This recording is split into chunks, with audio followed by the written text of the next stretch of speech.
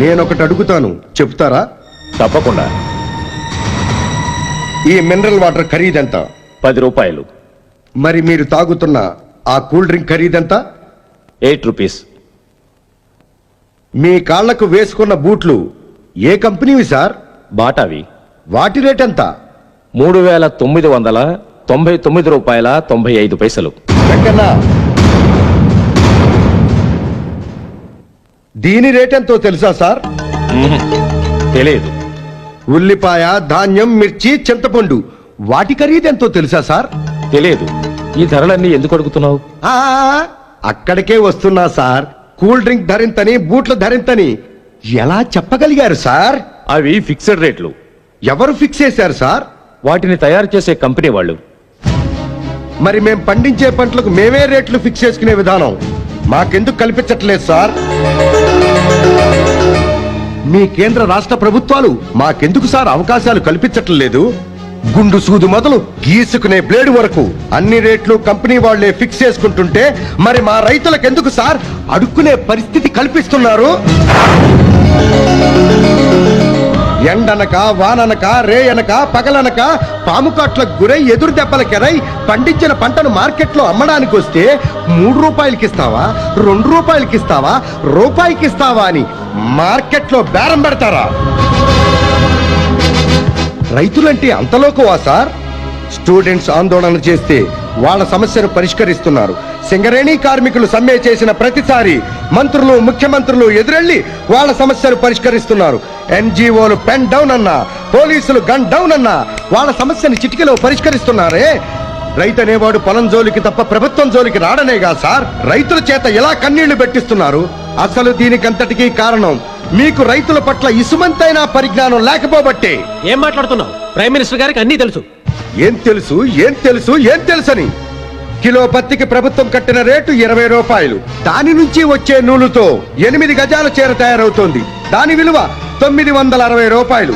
బొవ్వలేక బాధపడే రైతుకి 20 రూపాయలు ఎక్కడ? బట్టల వ్యాపారికి 960 రూపాయలు ఎక్కడ? ఇదెక్కడి న్యాయం? కేజీ పొగాకు 30 రూపాయలకు అమ్మితే అందులో నుండి 1250 సిగరెట్లు తయారవుతున్నాయి. వాటి విలువ సుమారు 4000 రూపాయలు. కానీ రైతుకు దక్కేది 30 రూపాయలు. ఇదెక్కడి ధర్మం? ఉన్నవాళ్లు ఏసీ రూముల్లో కొలకడానికి కరెంట్ ఇస్తున్నారు. అదే కరెంట్ రైతు అడిగినంత ఇస్తే కోరినంత పంట పండిస్తాడు. అంతేకాక ఇన్ని సంవత్సరాల పాలనలో ఏ కేంద్ర ప్రభుత్వం అయినా సరే సరి అయిన జల విధానం అనుసరించిందా? కృష్ణా డెల్టాకు నీరు వద్దని ఒక ప్రాంతం వాళ్ళు, నీరిస్తే నిరాహార దీక్షలని ఇంకొక ప్రాంతం వాళ్ళు, శ్రీశైలంలో నీరు కరెంటుకు వాడితే కబడదారని మరొక ప్రాంతం వాళ్ళు, అన్నదమ్ములుగా ఉండవలసిన మా ప్రాంతాల వాళ్ళు ఎందుకు సార్ పోరాడవలసి వస్తోంది? అంటే మేము రైతులకు ఏ సహాయం చేయలేదంటారా? మన దేశంలో లక్షలాది ఎకరాల్లో చెరుకు పండిస్తుంటే పక్కనున్న చైనా నుంచి చక్కెర దిగుమతి చేసుకుంటున్నారు. ఇదా మీరు రైతులకు చేస్తున్న సాయం? రష్యా నుంచి గోధుమలు, శత్రు దేశమైన పాకిస్తాన్ నుంచి పత్తి ఎందుకు తెప్పిస్తున్నారు? ఇదా మీరు రైతులకు చేస్తున్న సహాయం? అందులో తప్పే ఉందండి. వాళ్ళ దేశంలో నాణ్యత బాగుండబట్టి. మీరు లైసెన్సులు ఇస్తున్న విత్తనాల కంపెనీ వాళ్ళు నకిలీ విత్తనాలు తయారు చేస్తుంటే ఇక నాణ్యత ఎక్కడి నుంచి వస్తుంది?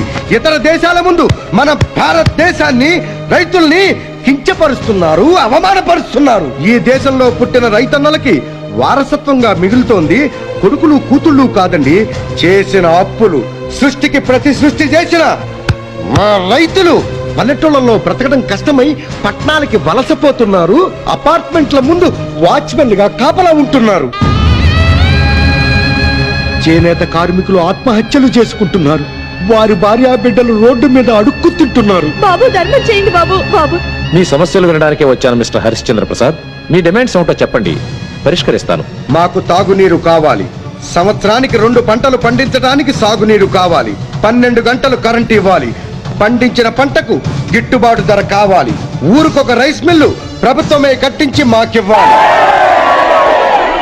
మా రైతుల దగ్గర నుంచి వసూలు చేసిన సుంకం మా రైతుల కోసమే ఖర్చు పెట్టాలి. కోల్డ్ స్టోరేజీలు ప్రభుత్వమే కట్టించి మా రైతులకివ్వాలి. మేం పండించిన పంటను నేరుగా మార్కెట్లో తీసుకొచ్చి మేమే అమ్ముకునే అవకాశం కల్పించాలి. మధ్యదళారీ వ్యవస్థను రద్దు చేయాలి. విత్తనాలు, పురుగుల మందులు కల్తీ లేకుండా ప్రభుత్వమే అరికట్టాలి. మా పంటను హామీగా చేసుకుని ఎరువులు పురుగుల మందులు అప్పుగా ఇవ్వాలి. పంటలు పండిన తర్వాత ఆ అప్పును వసూలు చేసుకోవాలి. ఒకవేళ పంటలే గనక పండకపోతే రుణాలు మాఫీ చేయాలి. పంటల బీమా పథకం అమలు చేయాలి. మీ బాధ నాకు అర్థమైంది. వచ్చే పార్లమెంటు సమావేశాల్లో మీ బిల్లు ప్రవేశపెడతాను.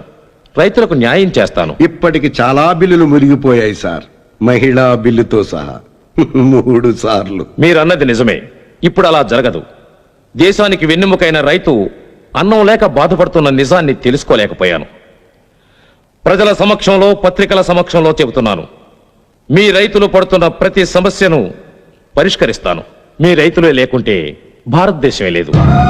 అలాంటి మిమ్మల్ని చిన్న చూపు చూసినందుకు మమ్మల్ని మనస్ఫూర్తిగా క్షమించండి. ఈ మాటలు మీతో పాటు మీడియా ద్వారా కోట్ల మంది వింటున్నారు. పాలసీ మార్చుకుంటాం. అన్నా ఇదిగో నిన్ను చంపాలి దొంగనాయాళ్ళు చిత్తకొట్టి తీసుకొచ్చాం. మనం సమస్యలతో పోరాడుతున్నాం, చీడ పురుగులతో కాదు. సమస్యలు తెస్తే వీళ్ళు చచ్చినట్టే. వీళ్లను పోలీసులకు అప్పచెప్పండి. మీ మీద గౌరవం ఇంకా పెరిగింది. ప్రజల కోసం ప్రాణం ఇవ్వడానికి సిద్ధపడిన మిమ్మల్ని చూస్తుంటే నాకు గర్వంగా ఉంది. Hats off to you.